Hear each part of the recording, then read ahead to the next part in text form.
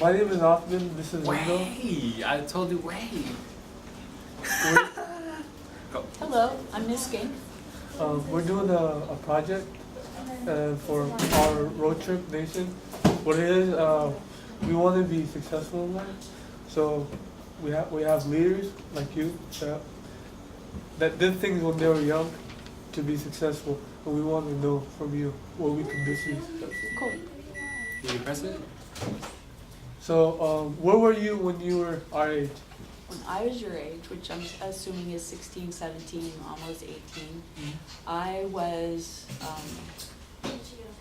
in Columbus, Ohio, and I was going to Hilliard High School, and I was a fairly good student, but I was very busy. I had lots of hobbies, but the main thing is that I did what I had to do in order to get good grades in my classes. That was first and foremost. When I went home, I did my homework. I was an avid reader. I read everything I could get my hands on. What else? So did you have like your parents like pushing you to do things? Good question. Well, my parents had expectations, and you know, I have two brothers, and same expectations for them. So it was kind of understood from probably the day I was born that I was definitely going to go to college. There was no question in my mind that that wasn't what I was going to do. Now, you look at my one brother, he went for a semester. My other brother almost finished his degree. So, even in our family we had some, not everybody went to college, not everybody graduated from college. Does that help? That's the next question. Right? Alright. When were you growing up? When were you? Oh my god. It's okay. Totally weight off, man. You're okay. Warming up right here. When were you growing up? Did you have any interest that you have built into your work? Oh, sure. So I have kind of like a roundabout way of getting to be a biology teacher. Because when I was in high school, my hobbies were, I was really into home economics. And that was a big part of my education. I learned how to sew, I learned how to cook, everything that I learned about, and I learned about interior design and child development and all these things. And I loved all of those things. So when I went to college, I went to college to Miami University in Oxford, Ohio, which was, just about 3 hours from my house. But that was what my major was, home economics. But what was really cool is that I earned a Bachelor of Science. And what that means is that I took a lot of science in support of what I learned in my home economics classes. So I took chemistry, I took biology, I took geology, I took every science class I could because number one, I liked science, but number two, those were the electives that I chose. But also science supported the home economics, which was a big deal. And I know you guys have mentioned that you liked the forensic science. Now, it's totally different. Biology is the foundation for that.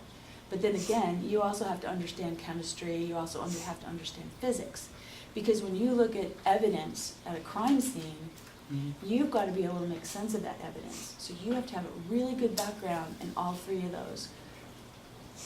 Because if you're looking at human evidence, you've got to be able to collect it, you've got to know what it is. But yeah, forensic science is it's a combination of all of them. Yeah. So, Did you did you have any problem internally inside of you depression and stuff? How did you if you have that, how would you overcome it? Because there's kids our age that go through stuff. you know what? Everybody goes through it. Everybody has anxiety. Everybody does, because that's what moves you. If you're just a little couch potato and you're sitting there and you're not anxious, you're not going to be inspired to move forward. You're not going to be inspired, to accomplish great things. Because, anxiety is wow, how am I going to get from point A to point B? It takes, it's stressful. But, you understand that in order to reach your goals, You're gonna experience anxiety, you're gonna experience failure, big deal. So you pick yourself up and you do it again. That's a part of life. So understanding that and not giving up when the going gets hard is half the way to being successful. You can't just say, oh, I'm stressed out, and then just walk away and that's that. But you have to say, okay, this is hard. How can I do this? What help do I need so that I can move forward and become that forensic scientist, or to get that A or B that you need in biology? That's what it's all about.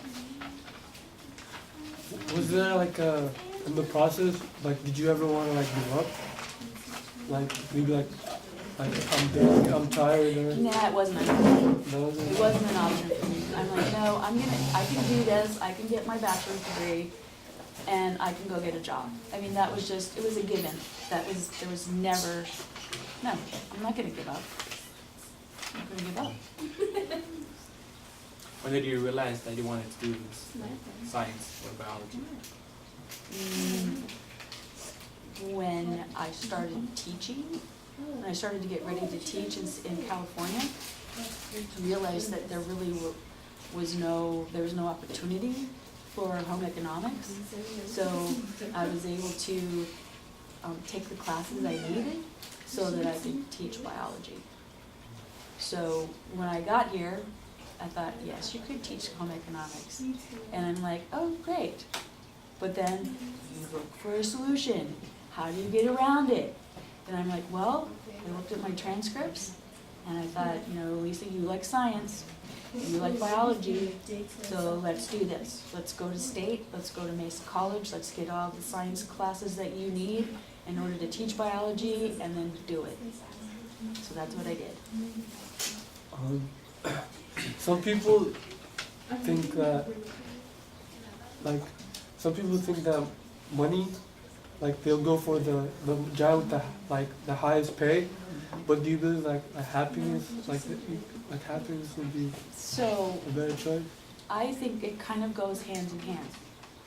So, you know, because you have to have enough money to live the way you want to have, you know, shelter, to have food, to, you know, have education, that kind of stuff. But you know, the best thing for you to do is to find your passion and find a job that you like to do. That, you know, when you get up in the morning, you're going, yeah, I'm going to work today, and it's going to be a good day. That's what you want. Because how much time do you spend at work? You know, how many hours a day? 8 to 10, right? Getting there, being there. So yes, you need to make enough money. But is that the only way to choose your career? No. Choose something you're passionate about. Like what we were talking about today. You're social. I know. Find this great job where you can do your social you. Yeah. You know? How do you balance your personal and professional life?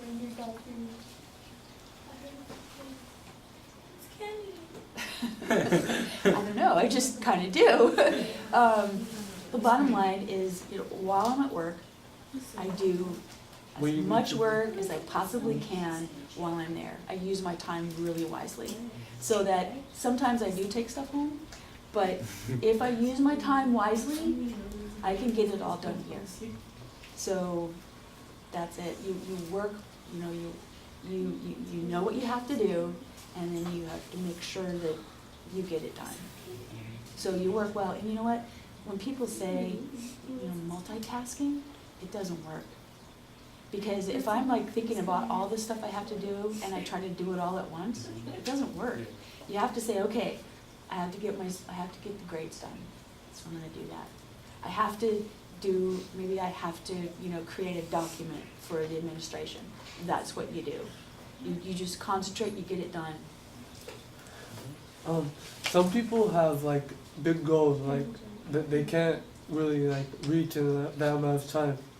Like, should they like take steps to reach it?